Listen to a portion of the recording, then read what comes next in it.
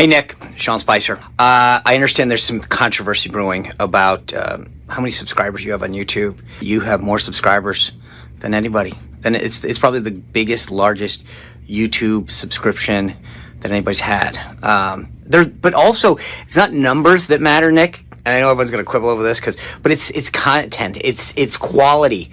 And your subscribers are amazing. They're great. They're high quality subscribers, and that's really what you have to look at. Don't just focus on the numbers. I mean, if people are spewing a bunch of fake news, just don't get in the mud. They're amazing folks. Their engagement, the way that they like the videos. Anyway, I hope this puts this to the end. I hope that this controversy is over and we know who the real YouTube subscriber champ is, and it's you, Nick.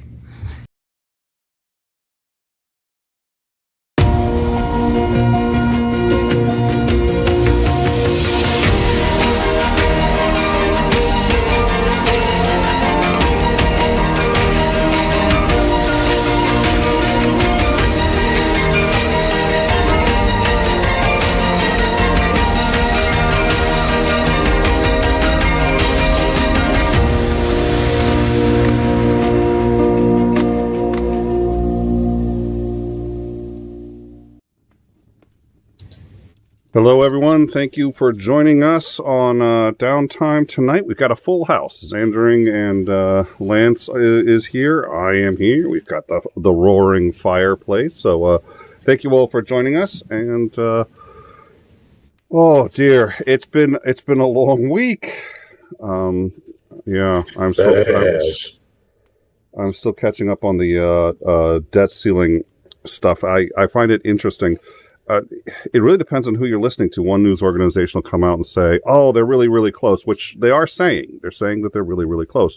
And another news organization will come out and say, there's no chance that there's going to be a deal anytime soon because of this. And they're saying that both are actually accurately reporting what they're being told. It's that I could tell everybody's just talking out of both sides of their mouth, and, you know, you can pick whatever you want for the news. And if you're a news organization that wants to see the rosy, cheery, sunny side of things, we're this close, and if you're the rest, like, nah, we're still far apart on work requirements for Medicare, Medicaid, unemployment insurance, and all that other. I guess that's one of the sticking points. They've agreed to a deal on everything else. Apparently, as of today, they're going to cap spending. They're going to add 1% to discretionary spending, which is low, I would think, considering inflation, but okay. And 2 years on the deal, but they want in exchange for that, so it'll be a debt ceiling hike for 2 years, but they want to cap the discretionary spending and everything else, presumably forever. I'm like, no, the cap will last as long as the deal lasts. Like, no, cap's forever, and you get the, oh God, it's too thin. This is why I didn't do politics. I can't even. Oh, dear Lord. So how about you guys? What have you been up to? Oh,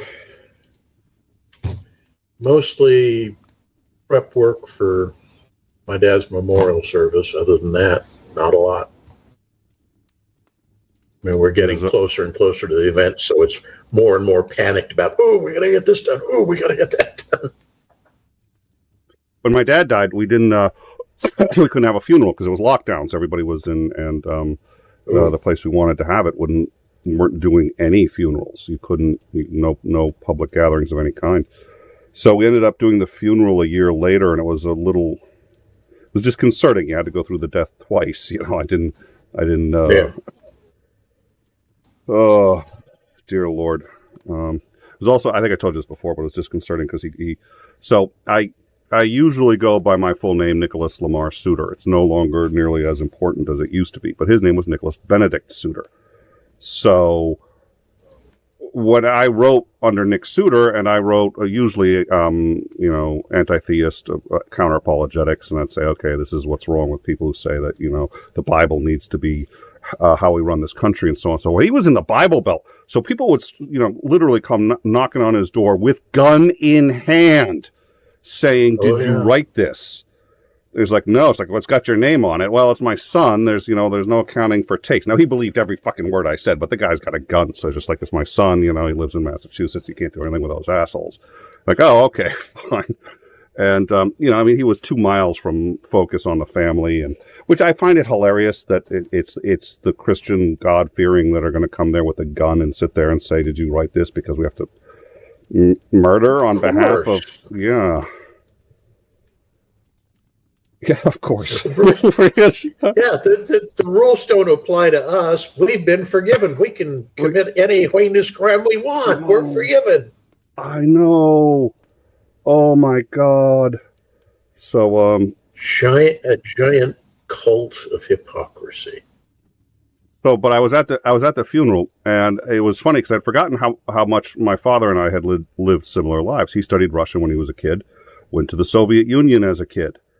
It may interest you to know, got busted taking pictures for the CIA as a kid while in Russia. Yeah, I thought you'd appreciate that. Which was funny because he had told me that story once or twice before, but once I was going to Russia, he's like, you may have a problem. And I was just like, why? He's like, oh, well, because I got doing this thing. It's like, they're not going to hold me accountable for it. He's like, the name. I was like, oh, fuck. In Russia, your heritage is enough to get you sent to prison. It is, but also having the same name as the guy who did it, never mind the fact that he did it 50 years and I'm 18. I'm 18 going in, and the crime happened 50 years ago. It's the same name. So I'm just like, oh, fuck. So we were at the funeral, and everyone's referring to him as Nick Soutter. And it's just a little weird being referred to in the past tense. What your funeral's going to be like? Yeah, I got a preview. Like, and then Nick went to the Soviet Union, and everybody thought it was a bad idea, but he really wanted to see this, and this. I was like, yeah, I did. I was like, wait, I'm not fucking talking about it. It's like, dude, it was really surreal. Totally having my funeral. What? I'm totally having my funeral before I die. I want to get some enjoyment out of that bastard too. Well, that was a great line from I was going to say Finnegan's Wake. No, it was Raising Ned Devine. They have to have a funeral for a guy who died, but they can't let it be that guy because someone else is pretending to be that guy so they can cash a lottery ticket. And so they have to have a funeral for somebody else. So they picked somebody else in the town. And now they've got to have the funeral for him because they're being watched by the lottery people. And the actual guy, alive and well, comes in and sees his own funeral. And there was a little soliloquy about what it would be like to walk into your own funeral and see what people thought and all the things that people, don't bother to say because they think there's always going to be time. And so now that it's the last chance, but actually really too late. They're all going to say that, but what a blessed gift, and the greatest gift you could give to someone would be to have the funeral while they're still alive. I was like, oh, that was actually really well. Yeah. Tina Turner died too. I know. That's where it's getting a little weird. It's like icons that I grew up with are aging out, and Tina Turner. I saw an interview with her. She was talking to Larry King. And he didn't mean it accusatorily. He tried to walk it back as soon as he said it. It was like, why'd you leave the U.S.? Why'd you move somewhere else? And she's like, oh, yeah, well, and he's just like, no, I didn't. And he goes, but, why? And she's just like, and she didn't say it, but she did it because she's black. Are you that ignorant? Yeah. Well, and he was shocked. And she said, okay, in the U.S., and she's like, well, I'm bigger in Europe than I am here. He goes, are you crazy? You're huge in the U.S. So I'm not as big as Aerosmith. I'm not as big as the Beatles. I'm not as big as the Rolling Stones. He goes, and it's funny because you could see in his face this like, well, why would you be? I mean, come on, you're Tina Turner, but you're not. And he's like, are you really as big as them in Europe? She goes, yes. She goes, yes. And that was an interesting interview. Oh, bad. How you doing, Isandring? I am trying to relax. I got a take off in the morning and actually start working again, and I'm kind of sad. Yeah, but excuse me. You've had a lot of downtime, whether you meant to or not. You've had a lot of downtime, so I have to imagine it'll be nice to be making some scratch again. You know, just 1 week. No, but I mean between this and in the last year, your truck has been interesting.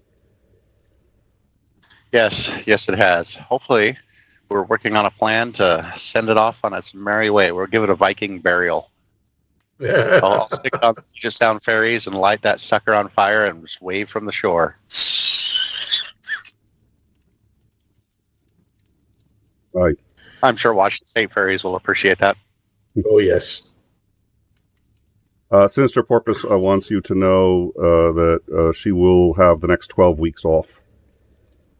But, before she's a teacher, so, I still think you got the better end of that stick. But, so let me see here. Ignore the without pay part for now. Well, yeah. So let's see. So yeah, they're still hashing out the debt ceiling. I'm glad we did that show yesterday, but it was like when I was crunching the numbers and I was like, oh, we need to talk about the debt ceiling at some point. But I was like, when are we going to talk about it? And I'm doing the numbers, and somebody had said, you know what? If they pass it today, it's too late. And I'm sitting there going, is that really right? And I go through at it. They have to set a deadline in Congress. They don't.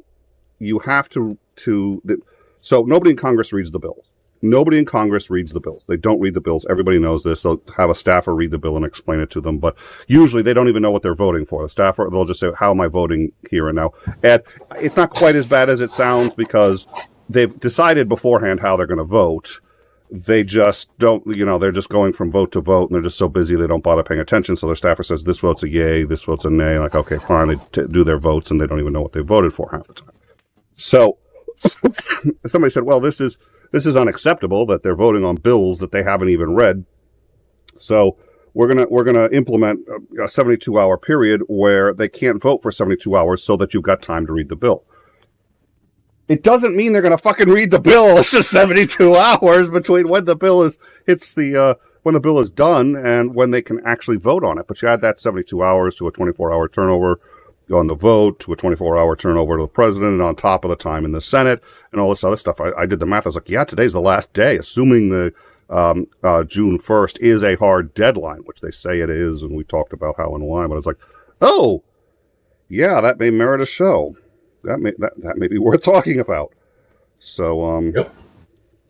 Dear Lord, yes, I love the solution it comes up with to things like that. Like when polling the truckers, and one of the biggest overwhelming things is truckers said, we want flexibility in our schedules and our hours of service so that, if we want to take a break, we can. And so their solution was, all right, well, we're not going to give you any more flexibility. As a matter of fact, we're going to reduce your flexibility because we're now going to just mandate that you must take a 30-minute break after 8 hours of on-duty time before you can drive again. And it's like, I want to do the airplane facepalm so bad. It's like, you guys completely missed. It's like, not only did you miss it, but you made it worse. It's like, now we have even less flexibility. Well, they're monitoring your truck, right? So if you can't pull over for the 30-minute break, too bad, you got to do it anyway. So you could just end up like right on the side of the road, because if you travel for another, sorry, what? Planning on your part. They would just say you failed to plan your route accordingly and plan a actual break, because you don't have to do it at 8 hours. You have to do it within 8 hours. Mm-hmm. So after 8 hours of driving, you must take a 30-minute break before you can drive the remaining 3 hours. So and if you start, you could drive. If you drove 3 hours, then took a 30-minute break, you'd be covered. But if you drove, say, 2 hours and then stopped for a 30-minute break, well, you have 11 hours total. So you could drive again for 8 hours and then have to stop for another 30 minutes to get your last hour of driving. It's kind of ridiculous, but you have that window of time in there. So they're going to be like, you had plenty of opportunity. You could have stopped somewhere. Yeah, they're very unforgiving when it comes to that. Plus, they're like, well, you have 11 hours of driving. It's like, yeah, no, you really don't, because you have to have enough time to actually get off of the freeway, find a parking spot, try and get parked, and so yeah, which is different you don't for, have nearly a big rig than it is for everybody else. I mean, everyone's like, oh, you can just pull over and hit a McDonald's. Yeah, no, not really. No, yeah, not really. Parking's actually a pretty big concern, especially in the eastern states.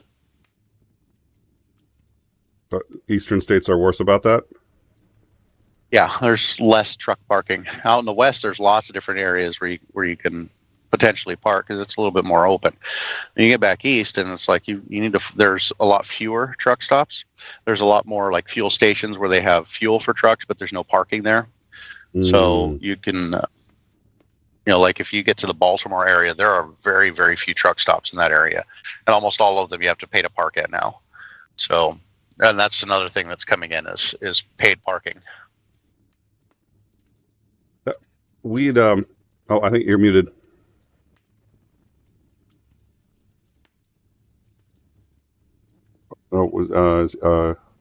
Yeah. I was saying, I noticed when I was living back east that often you'd be driving along and you'd see semi-trailers pulled off, not on the side of the road, but they'd go up and off ramp and park on, side street kind of things in rural areas, and then drive on from there, because that was the easiest and probably cheapest way to do it.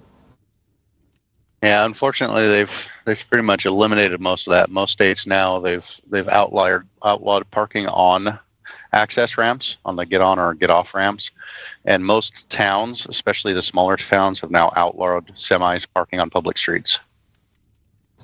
But that's not the one that gets you. You're only allowed to drive so many days, and then you have to take 30 some odd hours off, and it doesn't matter if you were 1 hour away from your destination, you can't drive anymore.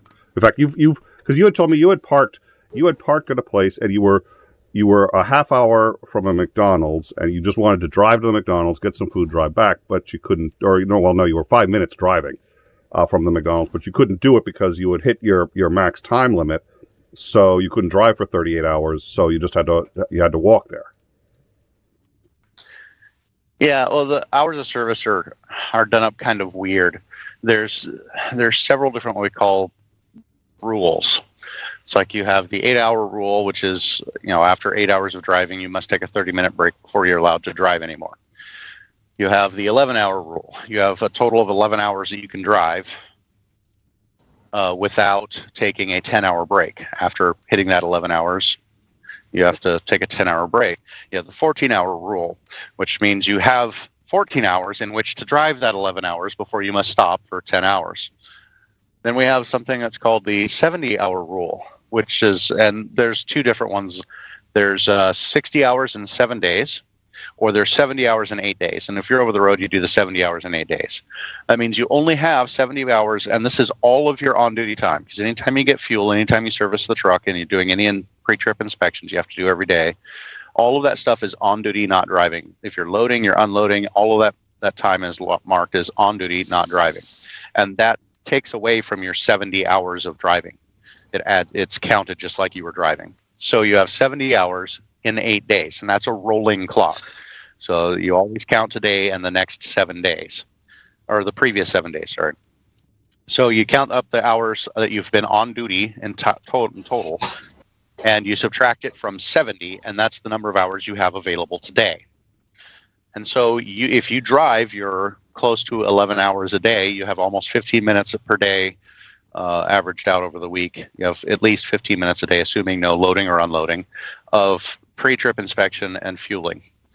So you get to the end of day 5 and start into day 6, about halfway through day 6, you run out of hours. So that means you can't drive for an entire day. You're going to be stopped till that midnight at that night, and then you have the whole next day where you can't move because you've hit 70 hours and you have to wait for your time to come back on. However, if you do stop for 34 hours consecutively off duty, then you can reset all of those hours. So yeah, you have to pay attention to several of those different things. Well, and that can happen like while you're sleeper births. If you've anticipated, so let's say you've scheduled this perfectly. So you're going to get your breaks in on time. You're going to get everything done. You're going to deliver deliver whatever it is you're carrying. You're going to deliver it. And then you give yourself, like, say, an hour to do that. And then you'll have an hour to drive, find a place, and then you can take your 30 some odd hours off. And then you get there and they say, oh, no, we're behind. And you're going to have to wait in line for 4 hours. You can't do that without breaking the law at this point. Correct. And this is actually not uncommon, especially in loading and unloading. You have a retention time where you can show up someplace and you're there for like 6 or 7 hours trying to get loaded or unloaded. So yeah, some of those places are pretty bad about that. And what happens, they've finally decided, is if you run out of hours at a shipper or a receiver, you are allowed to go to off-duty driving and drive to the nearest safe haven. It must be the nearest safe haven to park, any place it's legal for you to park. And God forbid that you miss a place that has truck parking. Like, say the McDonald's down the street has truck parking and you don't know that because most McDonald's don't.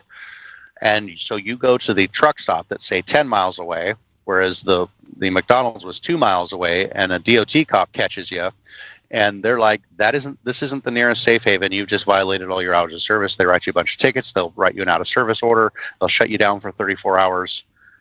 So yeah, it can be annoying. I can see why I would loathe government regulation if that was me too. I'm just saying, it would make me want to shoot myself. Well, and they're trying to do. They have tried some other really wonky things. Like, remember I said if you take 34 hours consecutive off duty, that it resets your clock, all your hours. At one point, they decided, without any kind of evidence backing this up at all, they just pulled it out of their ass. And this is also why it got overturned. But they used to say that 34-hour period had to include 2 periods between, I think it was 1 a.m. and 4 a.m. or 11 p.m. to 4 a.m., somewhere in that little arc right there. I can't remember the exact hours.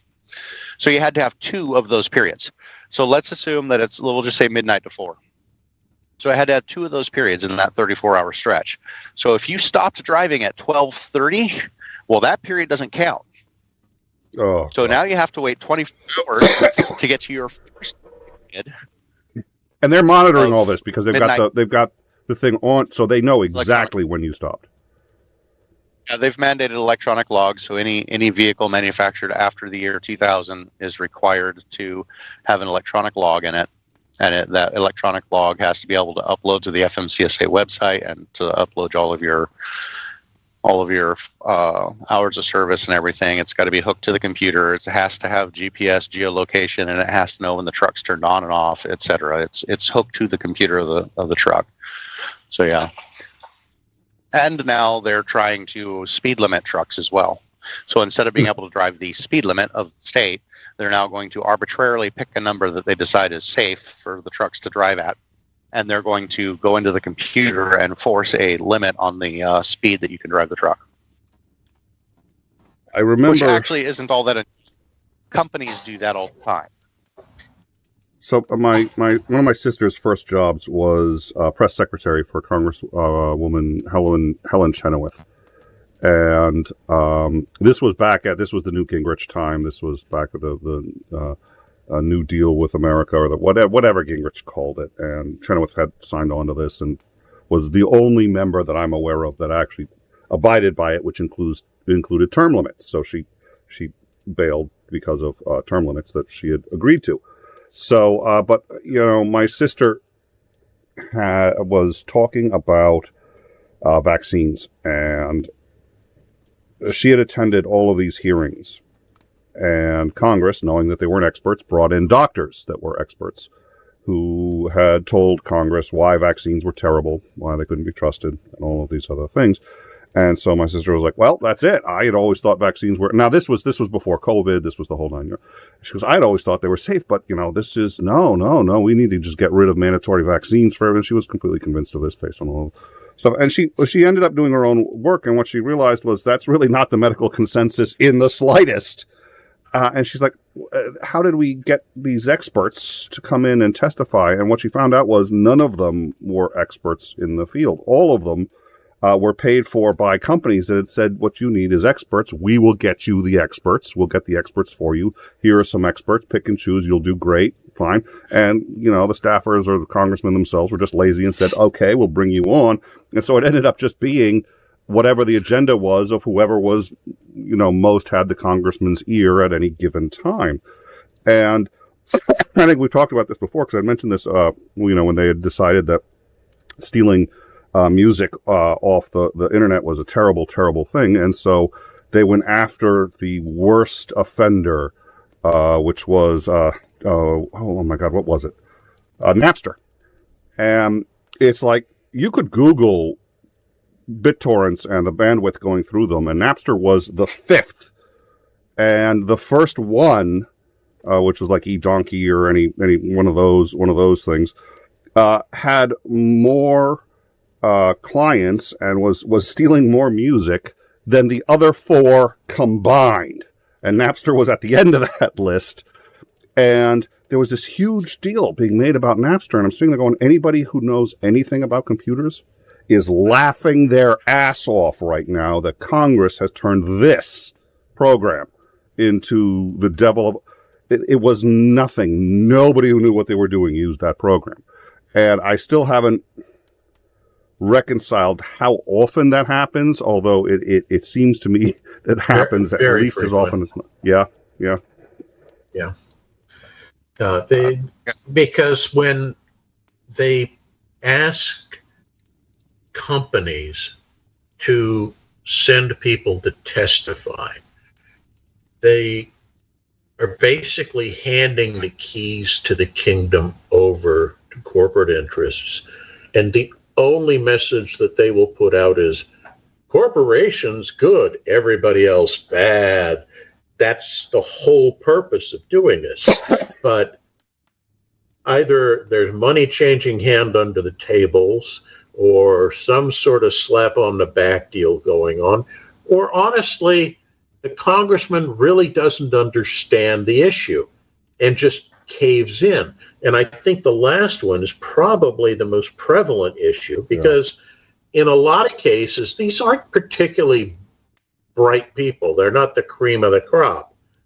MTG being a perfect case in point. They're con men in a lot of respects. And I don't refer to just one side of the aisle. It's on both sides. The issue is that they get elected and they walk in and they know that they don't know anything. So they turn to the staffer. The staffer is the one who's really running that particular office. We didn't elect the staffers.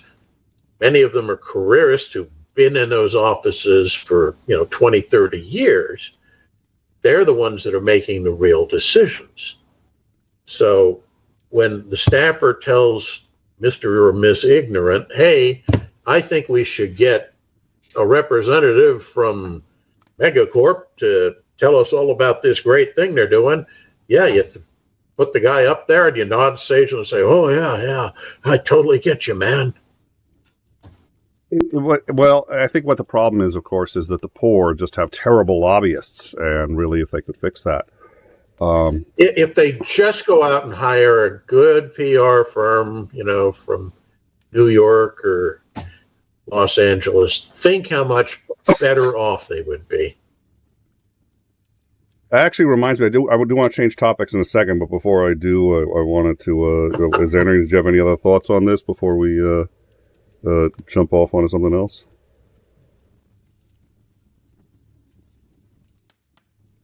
I think, he's still muted. No, he's muted. He's probably in the middle of something else. Oh, there he is. So, I guess Titan was asking if you've ever seen Yes, Minister. Yes, Minister I don't know what that. It sounds. Yes, it's a British TV series. I think it's from like the 70s, if I remember correctly. It might be 80s, but it's back before we had 2.0. And it's very humorous, and it shows that kind of thing because one of the guys who's the principal role, he's one of those career staffers that kind of advises the prime minister and tells him exactly what to do. And the prime minister knows he's completely out of his water, and he just kind of bobbles his head and does what he's told. And on the rare occasions when he, no, I don't want to do that. I want to do X. The guy knows all the tricks and all the threads to pull and everything to get him to do what he wanted him to do in the first place. And that's usually the center of the story, is how he accomplishes all that. It's a very funny show. Am I back now? Yes, sir. Yeah. I hate when I push the wrong button. I'm like, oh no, that was not the button I wanted to push. It's going to cause some problem. We can be honest. I toss him an extra 5 or 10 every show to screw up something on his side at the production level, so that I don't look like such an ass clown. Yeah, and I've only got one really thing I can screw with my headset or hang up my phone, and that's really kind of it. So for people who were wondering about regulations of trucking in the United States, I also want you to realize that every single state in the United States has its own laws for commercial driving. There's a set of federal regulations that the FMCSA has come out, and they list it in the FMCSR. Keep track of all these acronyms because they're kind of important to know if you're in trucking. And so they've kind of agreed on a federal standard, and that standard applies pretty much in all the states, but all of the states are required to pass all of those laws into state law, because there isn't a federal agency out there that is policing trucking. Well, they're going to send the federal marshals to do it. So these aren't federal laws. These are federal guidelines that were passed into state laws, and these state agencies then enforce those laws. We actually had a state, I think it was Minnesota, that hadn't actually passed the laws into state law, and so they had a whole slew of tickets and violations that were thrown out because they didn't have jurisdiction to write any of these tickets because there were no state laws governing any of this stuff. So that actually happened. And every single state has its own sets of laws when it comes to trucking. There's the standard set. So if you're running a standard 5-axle semi-truck, or if you're in Europe, a lorry, the standard weights are 34,000 on the trailer, 34,000 on the drives, up to 13,200 on the steer axle, and not to exceed 80,000 pounds. That's good nationwide, everywhere, all of those dimensions. No greater than 8 foot 6 inches wide, no higher than 13 feet 6 inches tall, and no longer than AD 5 feet for a single combination. So those are all kind of standardized. But then you get into like the western part of the United States, the maximum you can run is 105,500 pounds. That's what I'm registered to run. I can legally haul that all day long. It's a standard for the western half of the United States. So that's a little bit weird. And then when you start exceeding those weights, or you start getting into more specialized trailers, so you have more axles, you have longer, higher, wider. Once you get into over-dimensional, outside of that standardized, because there's lots of things that need to be hauled that aren't that size and won't fit inside that standard envelope of sizes and weights, every single state has its own set of laws, and they are not the same. So you need to know all of those laws for what is the maximum weight you can have on a single axle, what is the maximum weight on a tridem, a standard tandem axle.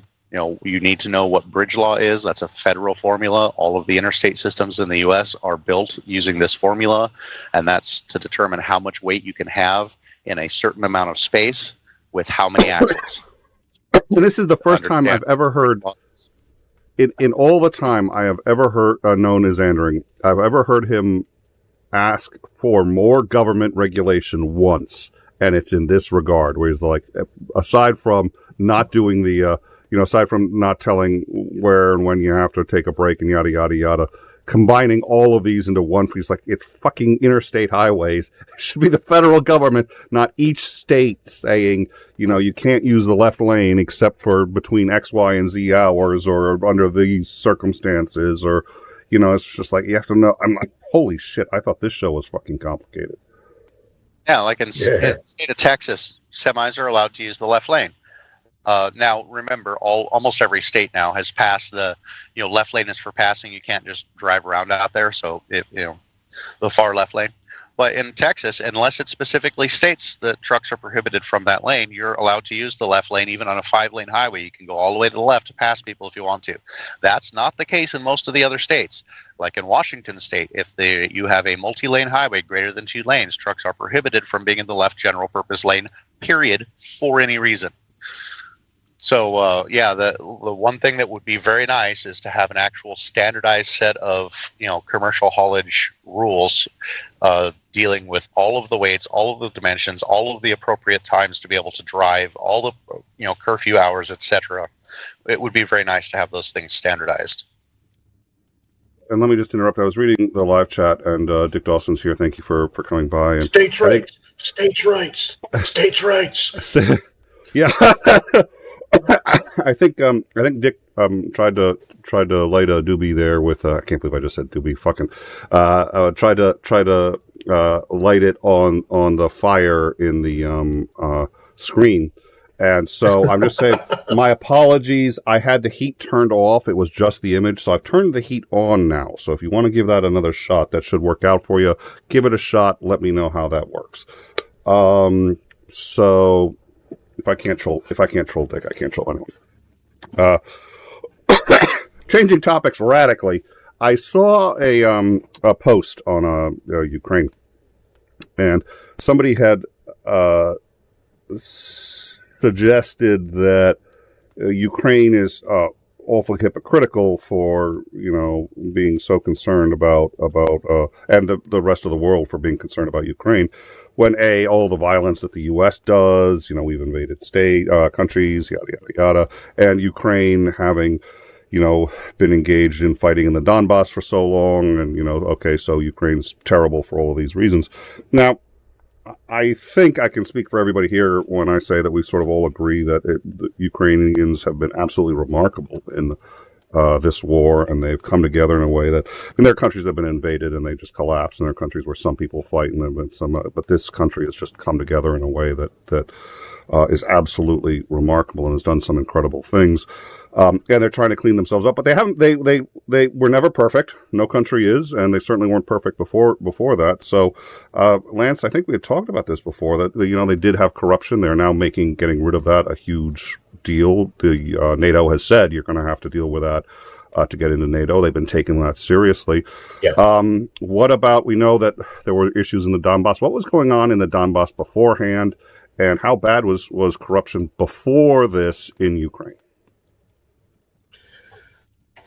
Well, let's start with the period after the fall of the USSR. Ukraine becomes independent, and I think it's the name, I always get the name wrong. I think it's Lukashenko, who was the previous president, who was ousted by the Revolution of Dignity. Yeah.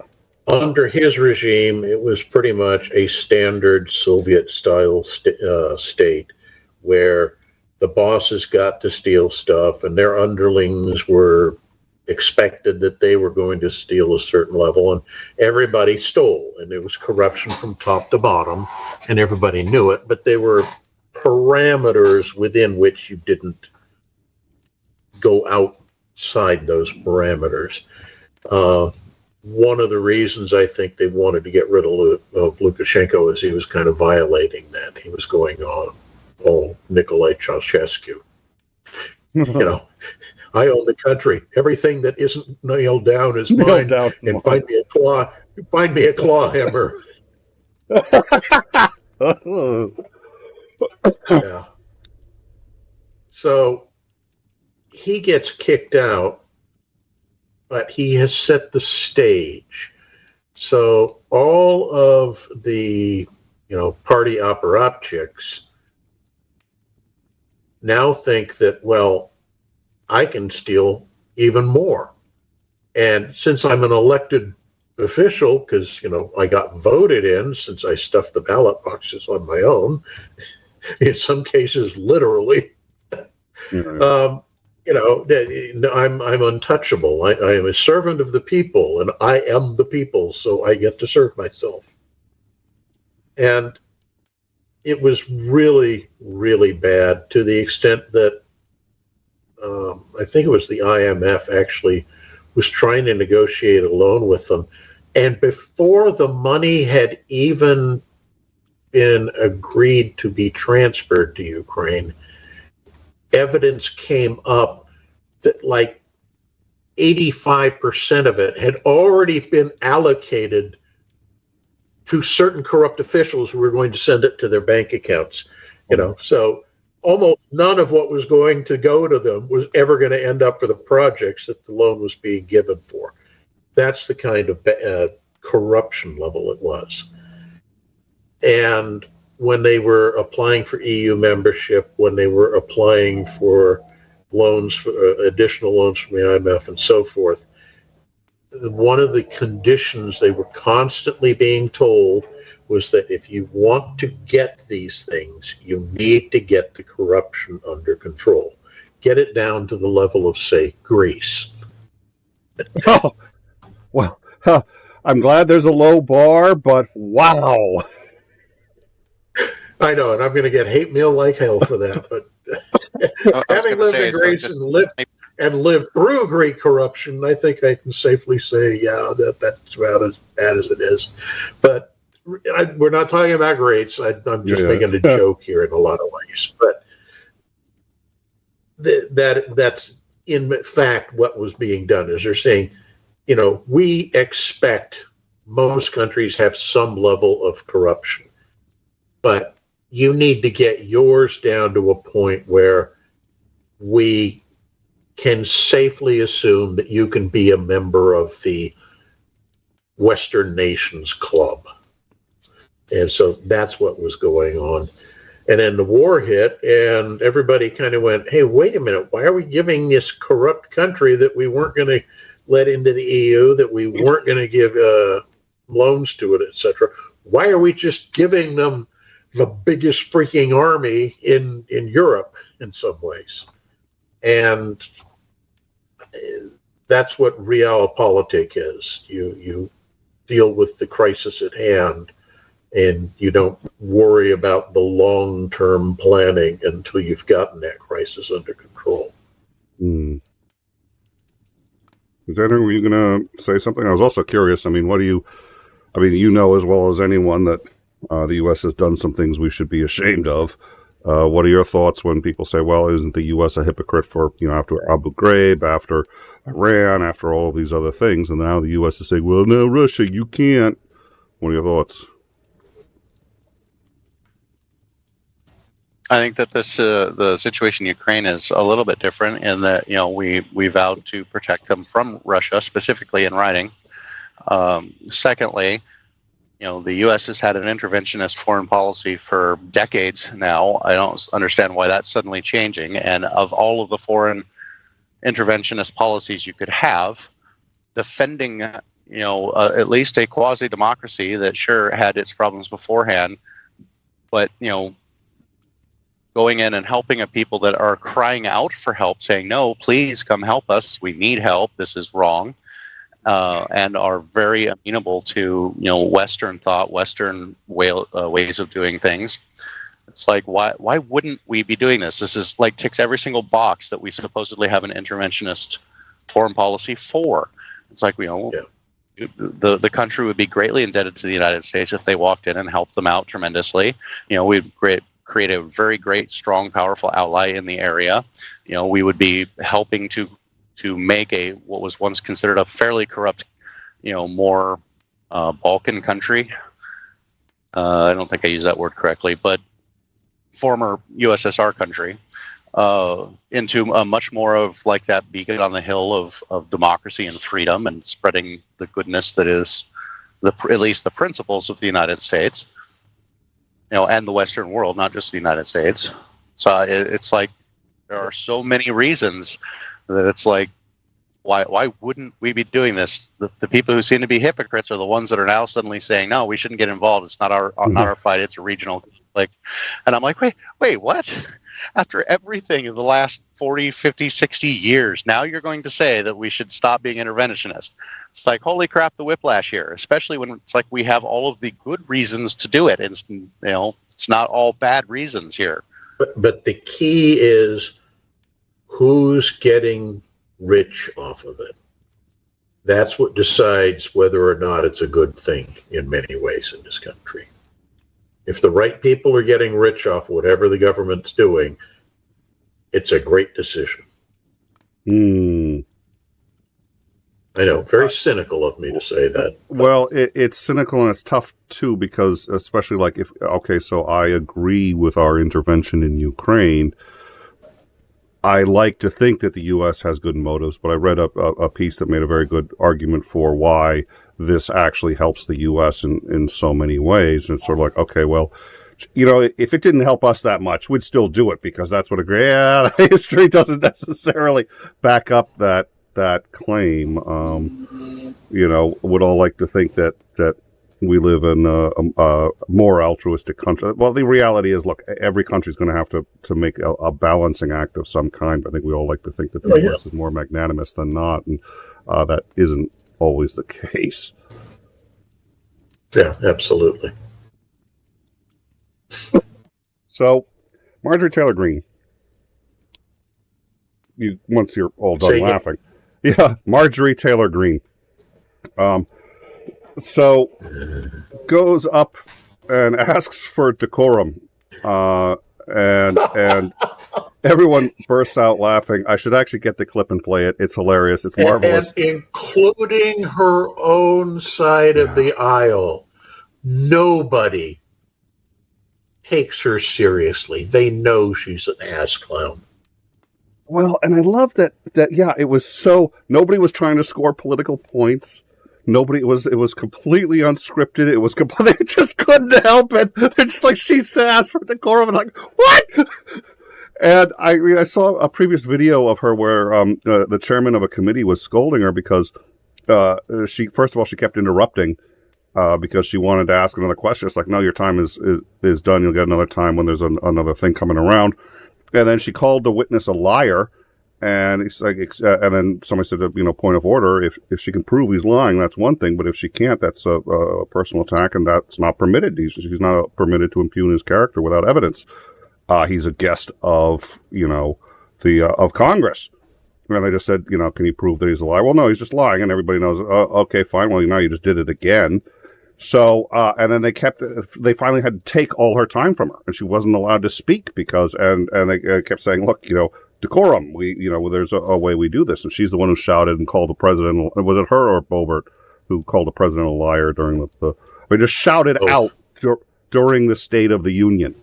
It's like, so and now it's like, now she cares about the rules. So, and even the Republicans, laughing their asses off. So I took that, aside from finding immense joy in that and thinking that should be my new ringtone. I took that actually as an awesome sign. I don't think that means the back is broken on MAGA by any stretch of the imagination. No. But I took that as an awesome sign because I was like, okay, it's a tacit admission that everybody knows she's an ass clown and nobody, and she's still dangerous. She's still powerful. She still has dangerous and powerful friends. But there's one other thing that you've missed. Please. Her constituency, when she's attacked like that, eat that crap up, because that's proof in their pig brain that, proof that we're being persecuted by the gay liberals and everything else. It's just, that is part of the problem, is this whole tribal mentality that permeates everything in the country these days. I'm a bit offended at that reference. What? I can't believe that you would impugn Pig's intellect in such a way. Okay. That's true. There is bacon, and that's a redeeming thing that saves every pig from any bad thing you've ever seen. So, well, let's and see. Who can we? I still, Who I can think, we yeah, make I think fun they're of? better than. It's what was it? What was the thing? Somebody kept shouting that Marjorie Taylor Greene was an asshole, and it's like, she's an asshole, she's just like a lawyer, she's an asshole. And somebody stands up and says, I resent that remark. He says, what are you, an asshole? No, I'm a lawyer. Yeah. So everything's enmeshed, right? And I mean, it's like there's, if you pull on enough strings on the tapestry, the whole thing unwinds. So it's pretty hard to say it's just this one thing. There's any number of given things that could probably make things a lot better. But what would you say is on your radar as one of the biggest problems in this country now? I think lack of accurate news and reporting is one that we've all talked about. So let's take that off the table. And is it tribalism? Is it the venerance of ignorance? Is it the desire to shame other people? Which, by the way, I've seen on both the left and the right. I mean, what is it? Do you think right now? I think tribalism is a huge factor, where we used to identify in large part as we were either Americans or we were Virginians or Oregonians or what have you. And nowadays, you don't do that. You kind of identify as, even smaller subgroups. It's like not just Christians, but Christians of this one particular faith, or not just people who are interested in the environment, but only people that are interested in this one tiny aspect of the environment. We're going to save the Anopheles mosquito or some equally idiotic idea. And that's, I think, one of the huge problems is that people won't step back, view the larger perspective, try to see, I hate to use the term, but right and wrong of what does the most to benefit the most people in the society, rather than what's in it for me, how can I profit off of this? And then we need to start looking for a certain degree, I think, of understanding and altruism to overcome these problems. Yeah, that was my first thought when you asked that question. The very first thing I was like, oh, the loss of a cohesive national identity. That's our number one problem. Yeah, I wouldn't say loss of national identity, but I would say loss of an agreed upon national identity.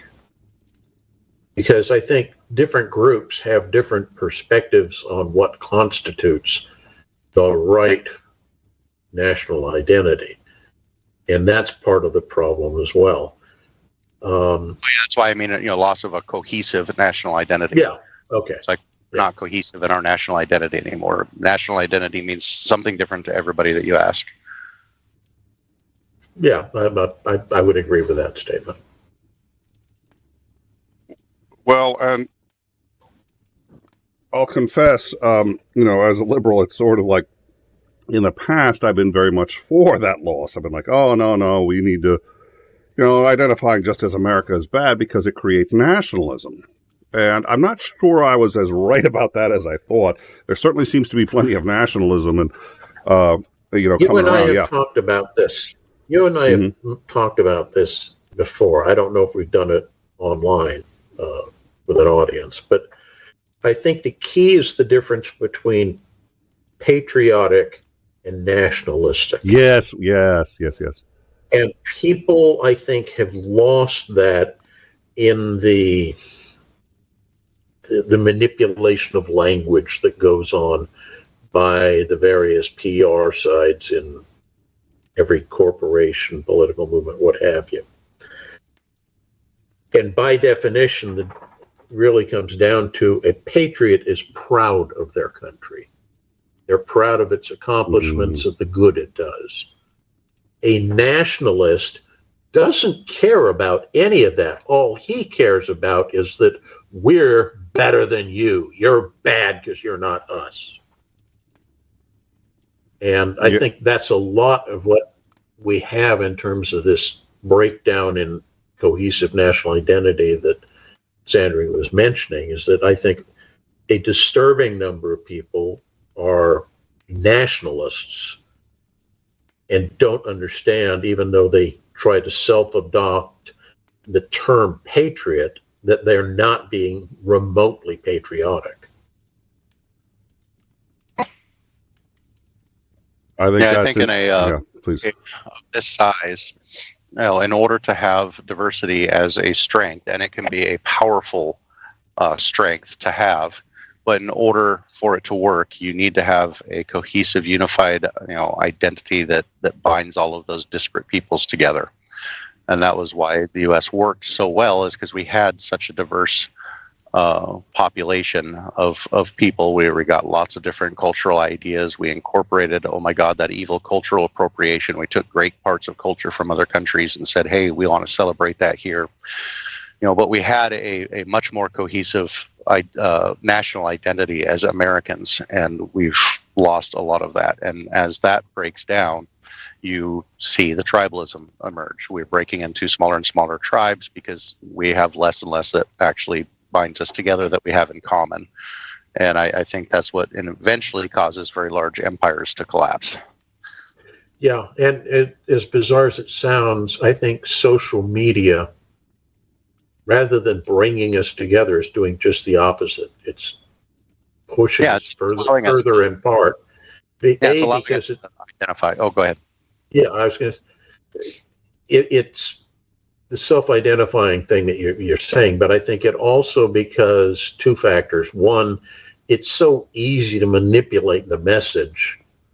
And two, it's made people aware that their individual viewpoints aren't something that is alone in the world.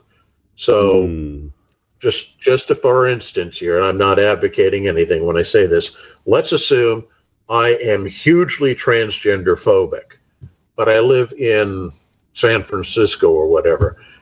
Everybody around me seems to be very positive about transgender people. But if I go online, I find out there are large numbers of the people all across the country that agree with me. So obviously it's the people in San Francisco that are the problem. We need to get rid of them.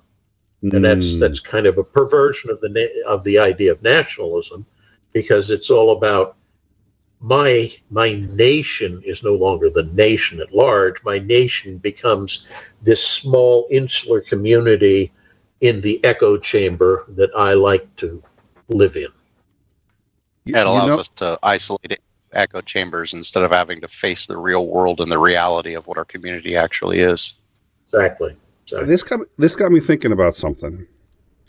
Of the people I've met recently, say in the last year or so, you want to know one of them who loves America like more than many Americans I've met? Operator Starsky.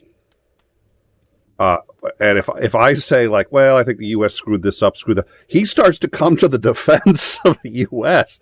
Oh. Now, I have no doubt that part of that is because the U.S. is part of what's keeping his country alive. But I think he also fully believes, expects, and understands it as the U.S. is really doing the job of, I don't want to say like a white knight or the police, but, that the U.S. is doing the right thing for the right thing's sake. And you want to talk about the people who have in the past most offended this country. It's been immigrants who come to the U.S. who are, what was it that, what's his name, said Craig Ferguson, American on Purpose. The ones who chose to come here and said that this is a great country. This has so many things that you can't find anywhere else. And so I'm going to come here. And then they, when there's an attack on the U.S., they're the first ones to line up and say, I'm going to help defend. And they were genuinely proud of this country. And yeah, it's... when I... Yeah. I was going to say, when I grew up overseas, and this is back in the 60s and 70s, generally speaking, every country I lived in, the viewpoint of America was kind of exemplary. We were held up as this is what we want to become. We want to aspire to these freedoms, to this kind of economic opportunity, this kind of inclusiveness. We were the paragon. And over time, that began to evolve, and now, instead of just seeing the good side of things that we were, people start seeing the bad side of things. And in this country, because of the way our media reports on these things, most of what we get told is the bad things. So we all end up with a very heavily weighted kind of negative opinion. We don't see the good things we're doing. They don't get the headlines. They don't get highlighted. All right. I would like to, Titan sent me this, and, thank you, Titan. This is Marjorie Taylor Greene on the floor of the House asking for decorum.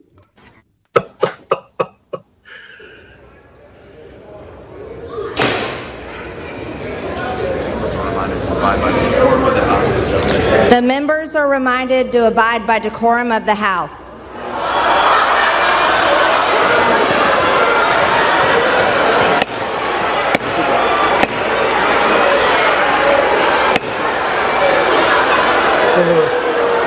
That was a cool belly laugh. That's right. And I like the fact that somebody had to kind of prompt her with the line because she has no idea what to really say. That was a belly laugh. That was just, they couldn't help themselves. Nobody was trying to make a political comment. It was just like, it was completely unvarnished. And then she kind of had to try to do it again to get control. And people were like, no, we don't respect you enough to, what are you doing with that fucking gavel? Who the hell do you think you are? And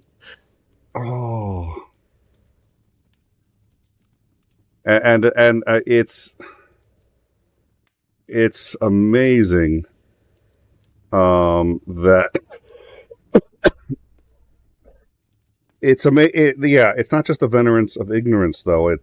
Maybe it's the venerance of gaslighting almost. It's like, I want to believe that things are easy, that you can just stand up one day and say, I'm qualified to be president and run the country. And, this whatever it is that MAGA is doing, I have to believe it's a mental illness, and I have to believe it's something associated to gaslighting, and denial and any number of other things. But yeah. I think that may be it in part, but I think a large portion of it is that these are people for whom the message resonates because they feel and believe that that American dream is leaving them behind. And they think in many ways that it's because the government does not believe in them or favor them. So you end up with, you're passing laws that favor what is the DACA Act or whatever, with the immigrants who were being young immigrants being fast tracked. The so-called Dream Act. You're giving them an advantage over me and my family who were born here and lived here all our lives. That's not fair. Or you're giving preferential treatment to kids applying to universities because they are of a minority or gay or what have you background. And I'm not, so I'm actually being unfavored. The fact that at no point do they think to retroactively look back at the 200 years of plus of privilege that they and their forebearers had with all this doesn't mean anything to them. That was natural. That's the appropriate way life should be in this country. So I think that to them is a lot of it. And then you have this guy who just stands up and say, I hear and feel your pain. An asshole who's been so freaking insulated from their pain that it's impossible to express. Literally, but, a golden toilet. He at least said something that sounded like an acknowledgement. Whereas you get from the other party people derisively and openly speaking of the flyover states, as in, sorry, you live in the Midwest. You don't matter. We're not going to land to even try to talk to you. You don't matter. I do agree. I think that's, and I think I've told you this before, when John Boehner was shouting, hell no you can't in regards to healthcare reform, and the fact that it had been pushed through with this kind of liberals dripping this, well, that's okay. You're too stupid to understand why we need, quote, socialized medicine. We're going to take care of you, even though you're too stupid to realize how and why we're helping you. That's okay. We're going to do it anyway. And I'm just sitting there going like, and it was, what hit me was, I mean, I heard a lot of that. I thought about it, and I was like, yeah, that's not a big deal. It's not a problem. But when he was shouting from the floor of the House, hell no, you can't, I was like, Jesus, I don't remember ever seeing someone get that worked up and hot and bothered. And Boehner's not stupid. I was like, so what's he really doing here? He's not talking to Congress. He's not talking to half the country. Who's he talking to and why? And I said, oh shit, he must have tapped into a vein of real anger over this shit that I'm not aware of, and he is. And that was the only explanation that I could see, was he's onto something that I missed. And so when he was shouting like that, I was like, I think we fucked up somewhere, because he thinks somebody's listening to this, and he's not stupid, so he's probably right. Before we do anything else, I want to, Sinister Porpoise sent me this quote. Thank you, Sinister. And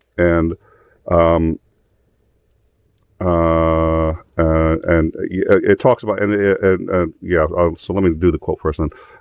There is a cult of ignorance in the United States, and there has always been. The strain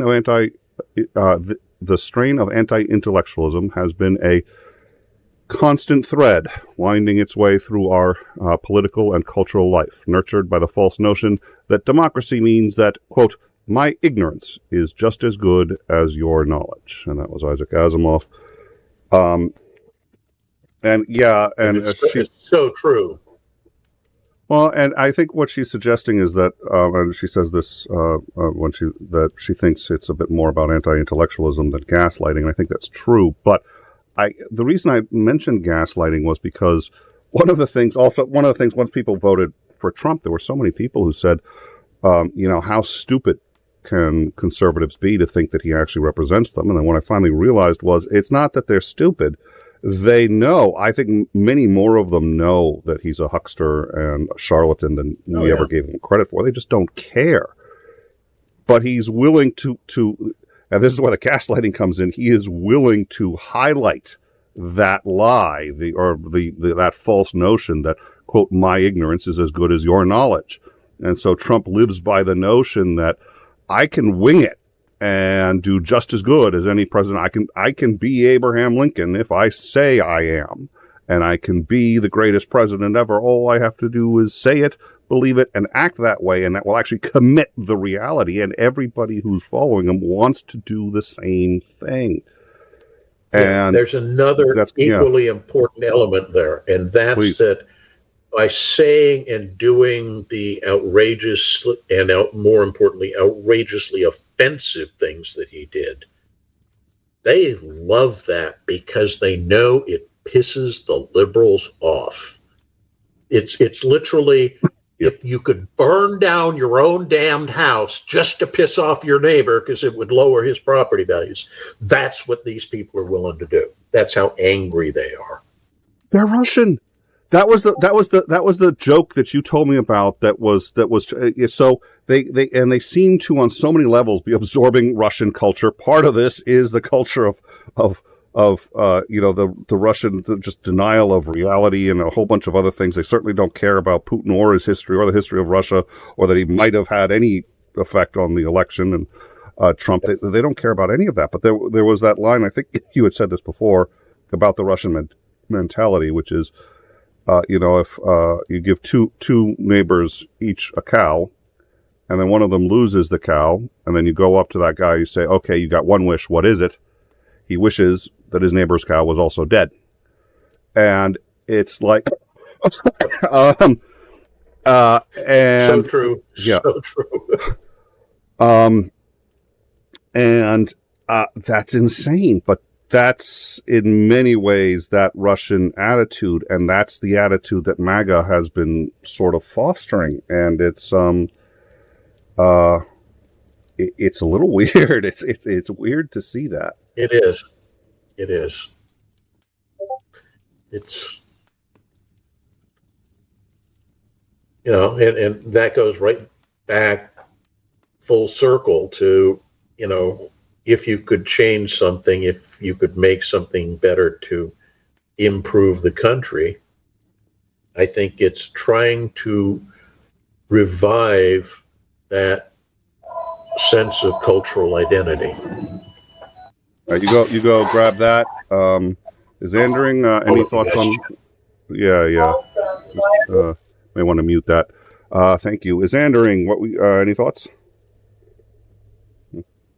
No, I've got a vacuous brain. Well, finally, Jesus. It's all the far lefties in the live chat have been trying to tell you that forever. I think it's good to admit. All right. Let me rephrase that. My puppet handler has stepped out to go use the bathroom, so I'm not allowed to say anything yet. Oh, that's fine. Titan's in the live chat, so I'm good. Okay. Any thoughts on this particular topic that might be relevant, that might be interesting to the audience, and is along the lines of what we've discussing, and that's part one, and then part two, how about maybe sharing those thoughts, if said thoughts listed above exist? That's son of a lawyer. Big assumption. If set above actually exist. I think we got lots of problems that aren't getting better, and especially political parties seem to be chasing down shrinking or pandering to shrinking numbers of people with more extreme ideas, and that doesn't end well for us. I should say it helps you young folks. I'll probably be dead by the collapse, so enjoy. Yeah.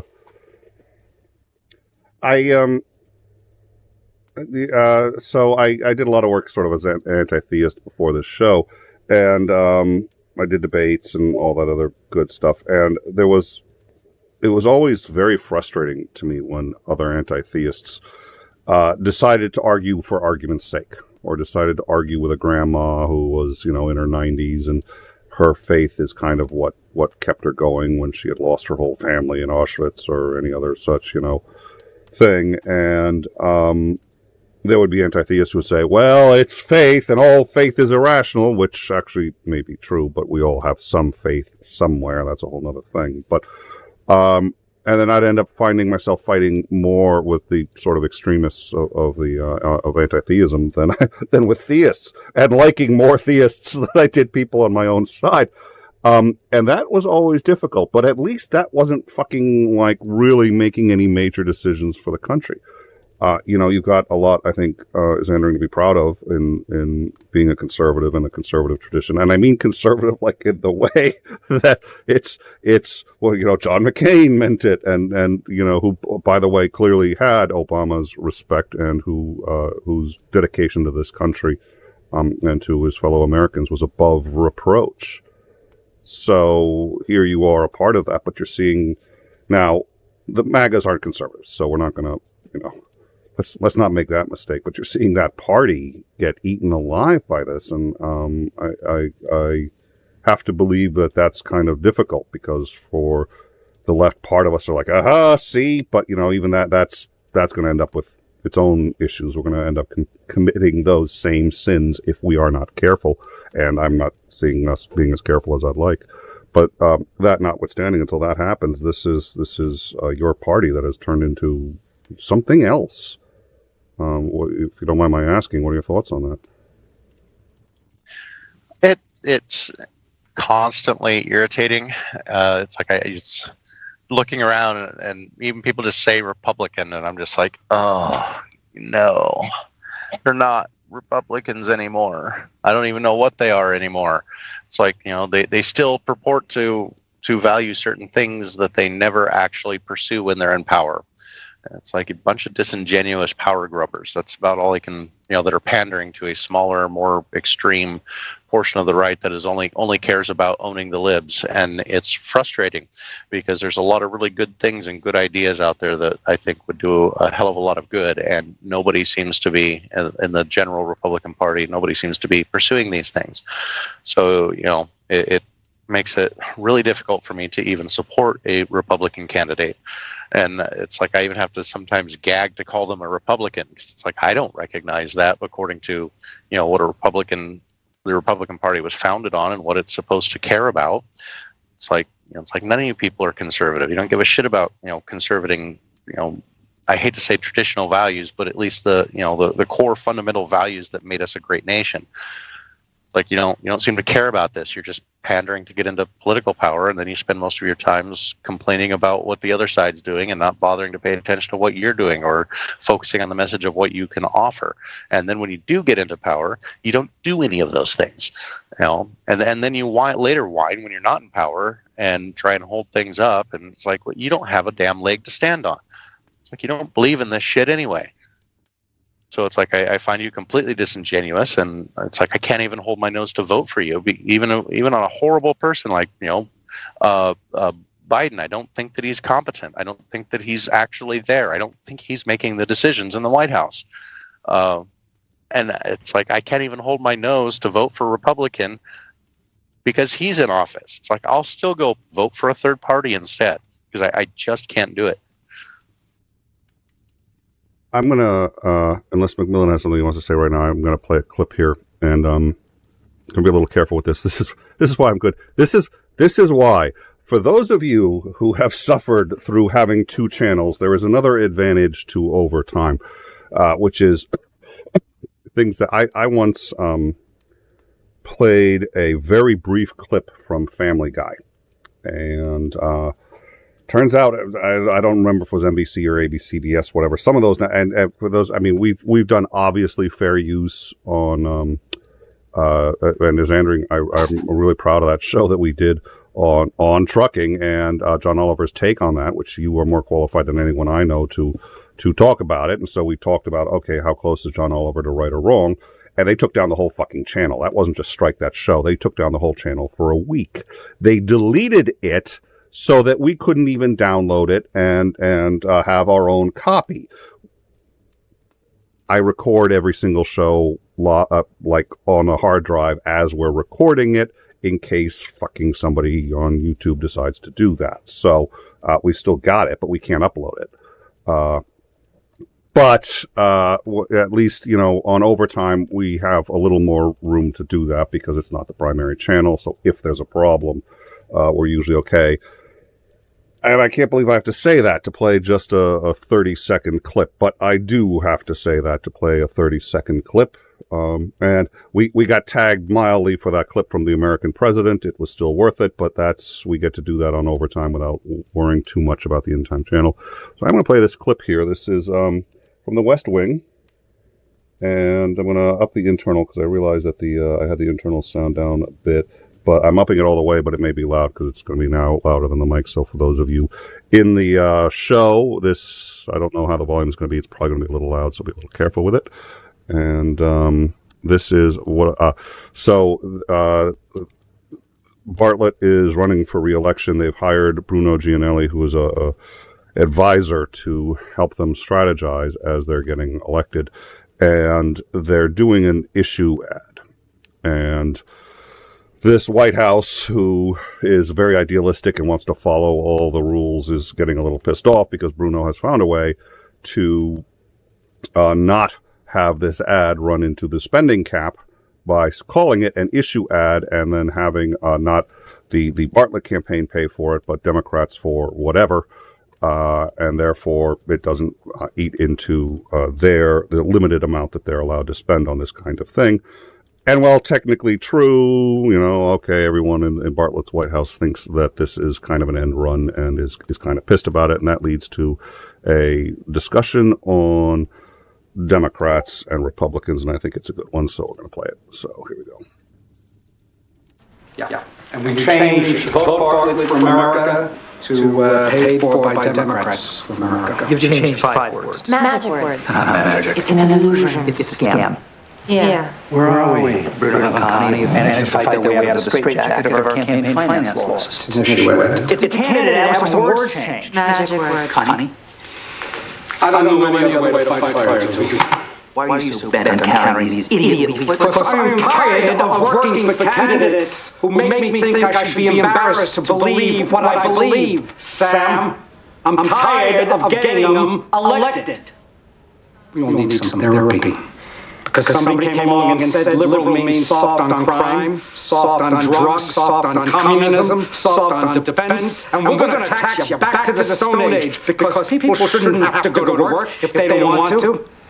And instead of saying, well, excuse me, you right-wing, reactionary, xenophobic, homophobic, anti-education, anti-choice, pro-gun, leave it to Beaver trip back to the 50s, we cowered in the corner and said, please, don't hurt me. No more. I really don't care who's right, who's wrong. We're both right. We're both wrong. Let's have two parties.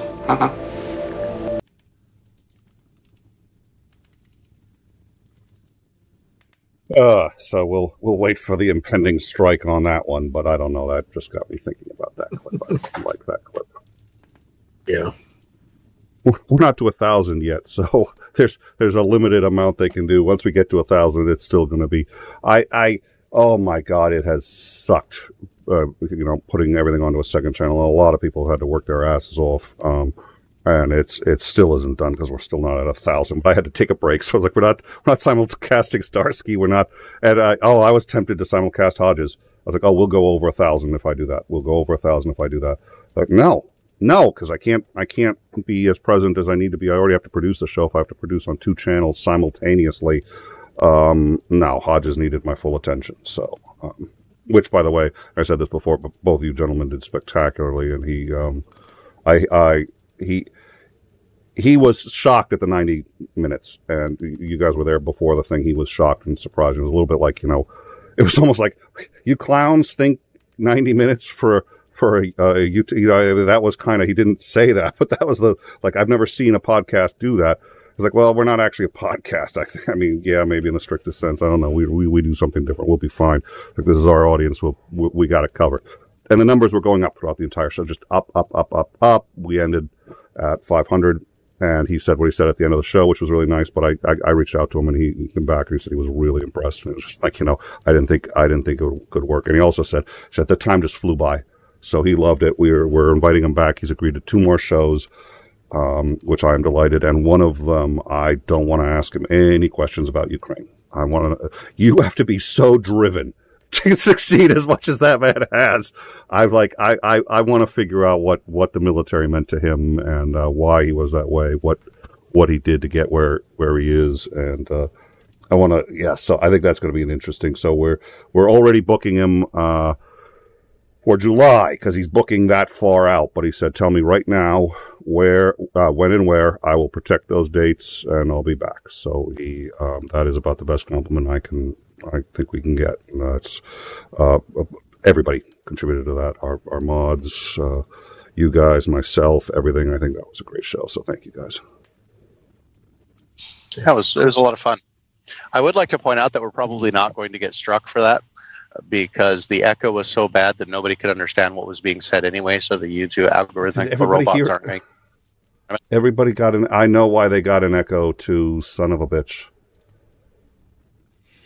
Yeah, I was gonna point out, we need to get a playback system where we can play back at like 1.1 speed or 1.2 speed, so that way the algorithm can't quite identify so easily what's being said because it doesn't match up perfectly with with copyright material.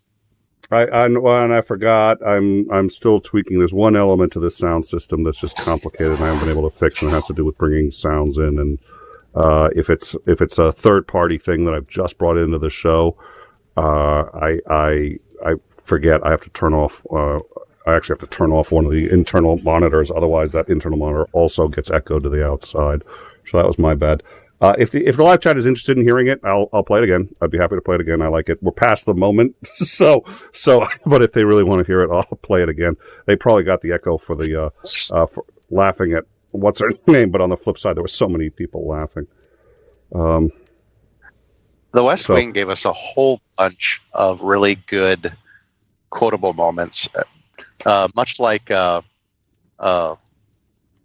why can't I remember the Newsroom? And I have yet to watch Studio 66, so sorry. I'm sure there's plenty of awesome. Studio 60, yeah, it was good. Oh, 60. So I've yet to watch that one, so I'm sure that one probably has a lot of those great moments in it as well. Well, yeah, and you and I were watching the Newsroom. We didn't get all the way through it, but yeah, the Newsroom was one of my favorites. Studio 60 is one of my favorites. They each appeal to a different thing. Studio 60, what I like most about Studio 60, although Studio 60 was part of all of this, and there's certain threads that he really likes. Studio 60 opens up with the producer of a show that's Saturday Night Live. It's essentially Saturday Night Live, except they go on Friday nights, and they're in California. But other than that, it's Saturday Night Live. They got a stage like it. They've got actors like it. The whole show is identical. They acknowledge Saturday Night Live in the show, so it sort of exists in this reality and yada, yada, yada. Okay, so in the very first episode, they have to cut a sketch that's really funny, but it's making fun of Christians, and the network doesn't want to have 1,000 Christians calling up and saying, you're anti-God and all this other stuff. And so the producer finally cuts it. He's told, I know. Well, he's told to cut it by the network censor, whose job it is to make sure that they don't violate FCC rules. This doesn't violate FCC, but the censor has been given so much power by this point because it's now also the censor's job to make sure that the ratings are good. And that's what they've been asking the censor to do. Like, well, if it's something that's going to affect the ratings. Oh God, the show's over and that's it. It's going to be the dogs. Everyone's going to be like, oh, can I see the dogs? We don't want to see Nick anymore. Oh no. Oh, somebody came back. Whoa. Quiet, puppy. Yeah. I know. Your mortal enemy is over there, but you're getting pets, so life is good. I was going to say, if I hadn't actually been watching the screen, I'd be asking, could we do like a fingers count or something? Somebody somewhere lost something. Yeah, that was loud.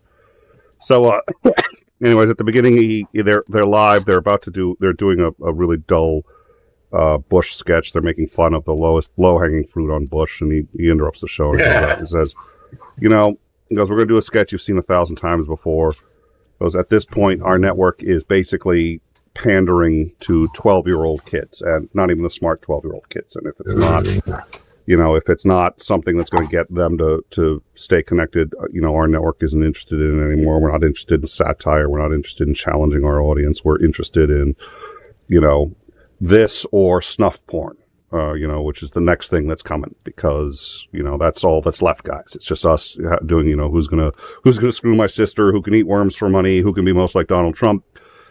That's it. And Western civilization's over. Anyways, and so the rest of the whole show is the struggle between art and commerce, and the struggle between trying to to do commentary on society, on culture, and still turn a profit and or survive in an industry that punishes that kind of thing, especially since it's all owned by businesses that really just care about the bottom line. So I thought that was an interesting. It's probably one of my favorite shows ever. That's what that Deadwood and a few other posters back there of things I like. Deadwood is you ever want to What? He does kind of like starting a show with a meltdown. He does. He starts like most of Sorkin's shows. Like I think almost every show starts with a meltdown, and somebody basically either getting fired or about to get fired. The West Wing started that way. The it was Josh Lyman flipped out and was basically going to get fired for having a meltdown on air. The Studio 60 started that way. It was Wes Mandel. Sports Night started that way. One of the main casters on Sports Night went out. The Newsroom starts that way. I'm not sure I can think of a Sorkin show that doesn't start with, on the first episode, somebody has a meltdown and their job is in jeopardy. They all start that way, which is pretty interesting. Yeah, it does seem like he has a slight propensity to want that. Yeah, it's like that. He seems slightly fond of that approach. Yeah, but at the same time, I will put it this way, that he's able to craft, or it's probably not an accurate statement, he's able to assemble a writing staff who can craft very interesting, topical, and compelling stories. And I think that's what, for me, has always stood out about his work, is that you feel connected with the storyline. Yeah, I will say it, even though it is formulaic, it doesn't feel that way when you're watching it. It's like you can watch all of these shows and you're like, wow, that was moving and inspiring. I'm interested. Please tell me more. Well, yeah, it's the show within a show idea too. I think is there a single show he's done that wasn't that? I don't think so. Sports Night. No, The West Wing was not show within a show, but it was behind the scenes. It was kind of show within a show because it was about the almost the pageantry of the White House versus the reality of it. But it still wasn't show within a show. So I would contend that one is I would contend that West Wing is a show within a show if you think of it as the president putting the public face on what's being projected, and his staff behind him being the ones who shape, craft, and polish that image. So you're looking at that show behind the other show. No. What was oh no, they weren't the ones. Oh no, it was Deadwood that was replaced with the surfing show. Oh, that was terrible. Deadwood was another good example. Deadwood was a spectacular show. They actually rebuilt the whole town, and they built it as they were shooting so that the town would grow from episode to episode, just like it did in real life. Now they were in what was it, South Dakota, but they were not in the same location of the original town because the original town is still there.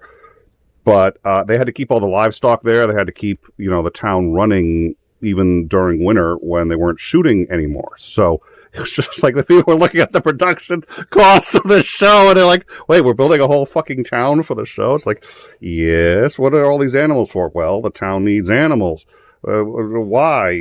Just bring in bulldozers. We don't have bulldozers and we don't use bulldozers in the town. If we want to build something, we have to get the horses to pull the wood in and actually build it. And it's like, holy smoke. And what ended up happening was that was David Milch, who was a spectacular writer. He's not well known for being, he's almost as good as Sorkin in my view. And criminally, and very similar to Sorkin in that he basically does all the writing. And finally, after 2 seasons, they're like, no, this is too expensive. We could do a show at like 1/10 of the cost, just have him write it. And he's such a good writer, we'll turn it into something really great. So, like, what's the cheapest show we could do? Well, let's just do it in California. We'll make it about surfers. So it's just basically you need to pay for a surfboard and people go out surfing and it's a house. And so they did a show about surfers. Exactly, right? Exactly. Shakespeare wept. Yes. Well, and the show actually had one genius part to it, which was, I think it was called John from Cincinnati. And none of the characters were likable. Everybody hates everybody and is always getting into fights with everybody. But there was this one cherub literally this naive person who didn't even speak English, and he's actually learning the language as he goes. And what you realize is he's magical in some way. It turns out he's an angel or he's some other, and nobody knows why he's here, but that's what he is.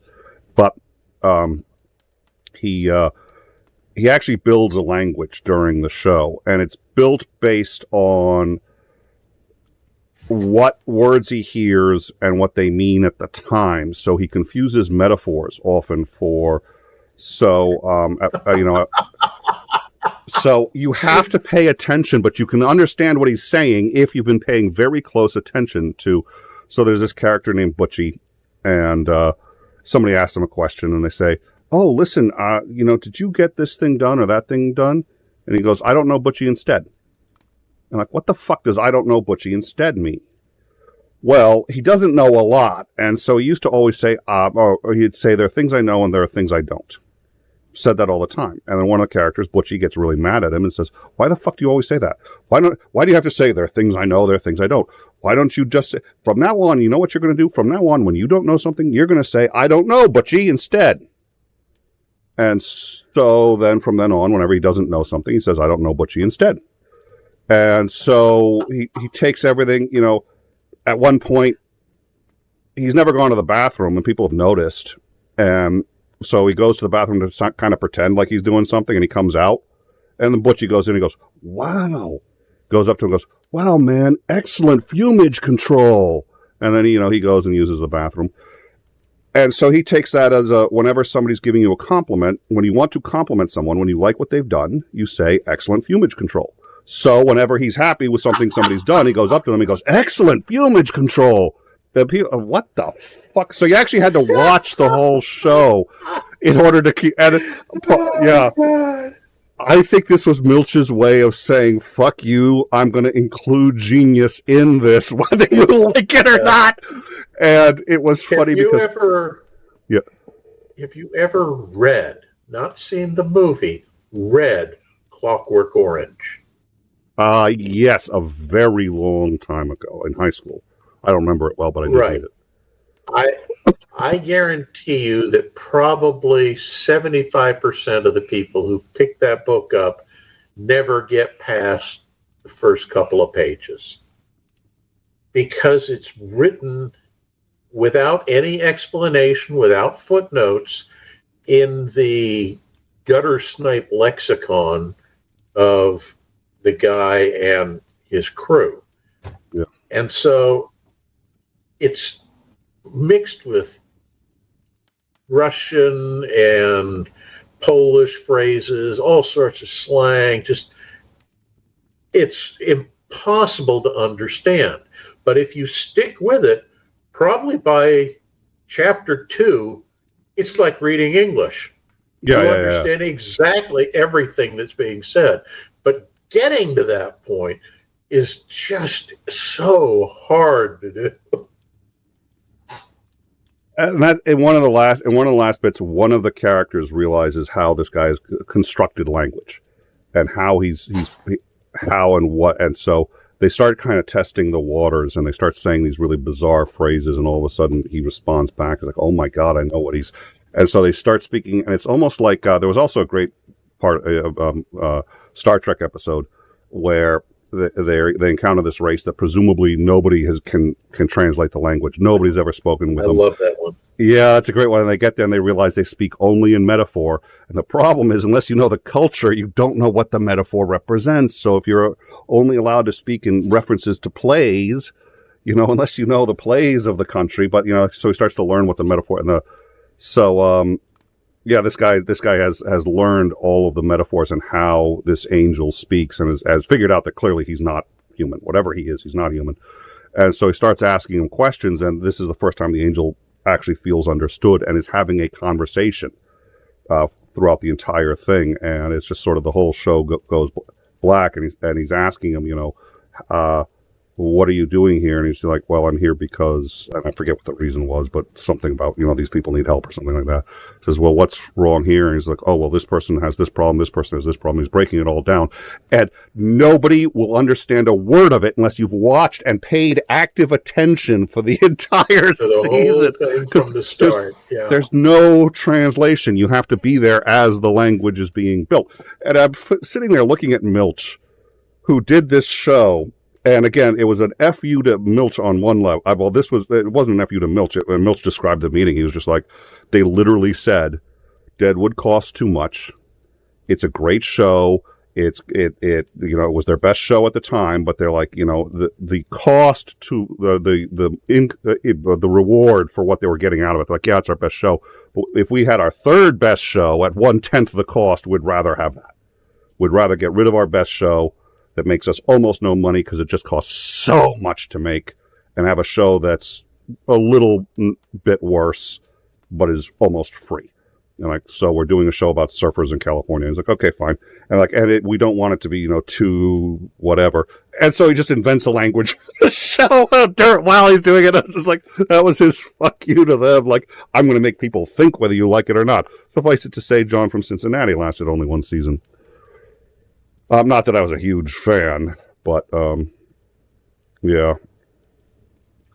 And that's where we got reality TV. That was the other, what is it?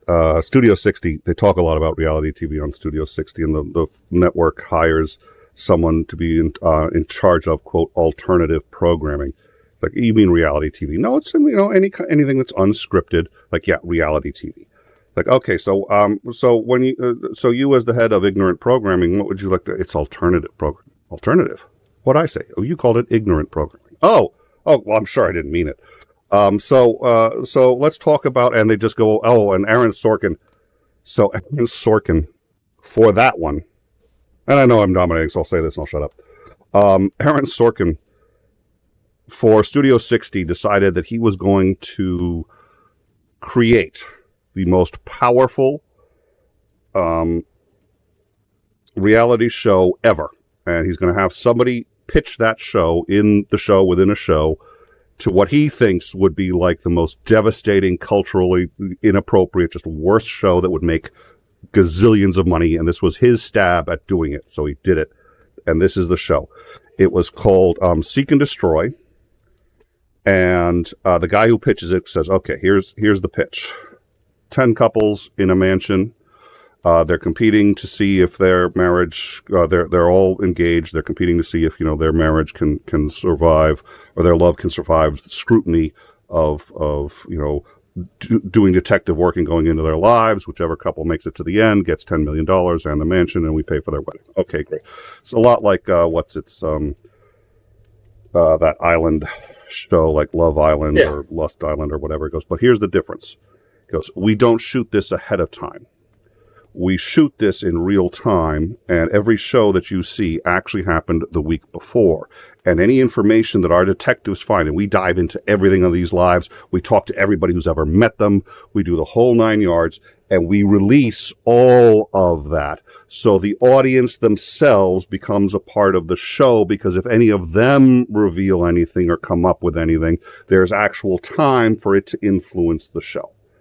So you end up with, we're going to include everybody in an effort to destroy all of their relationships, and the one who makes it gets the $10 million. So Seek and Destroy. That's it. It's like, ooh, thank God Aaron Sorkin is on the right team. Wow. Yeah.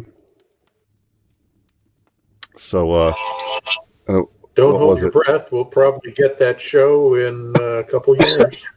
Oh, somebody's gonna think of that. And then what was it? Somebody had said something that I wanted to respond to, but I've spaced it. I think we should probably start wrapping up. Wrapping it. Yeah, Dick made some snide comment. I know everybody's shocked. I just want to see if he actually tried lighting a cigarette again. We should have fixed that problem. I'm sure it'll.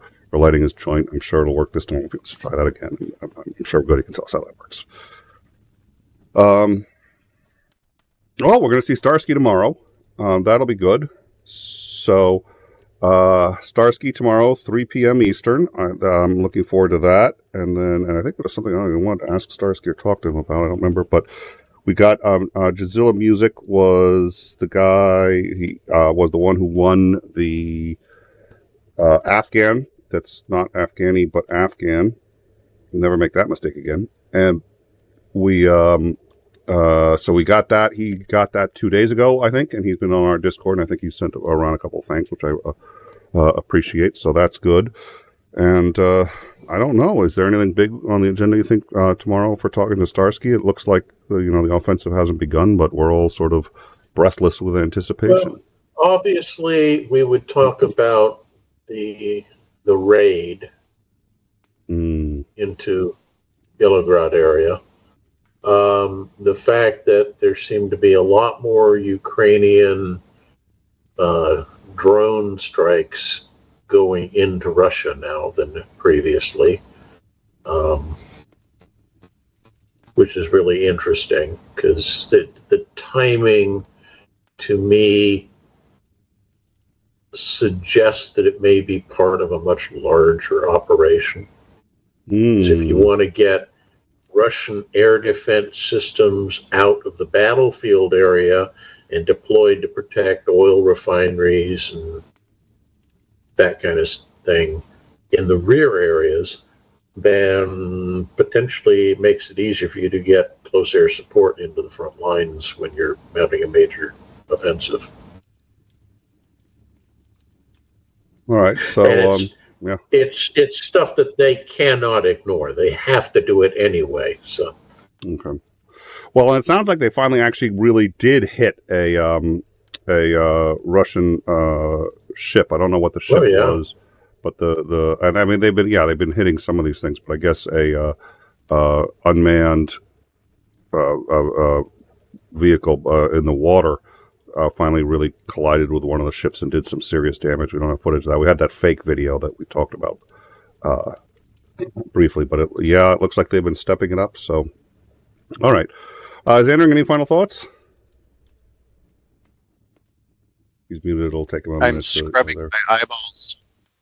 I'm scrubbing my eyeballs right now. I made the mistake of reading the live chat. Naked Republican Congressman edition. Oh God. Marine drones. That's what I was. Yes, I'm more tired than I thought. I could not merge the word marine and drone. So, all right.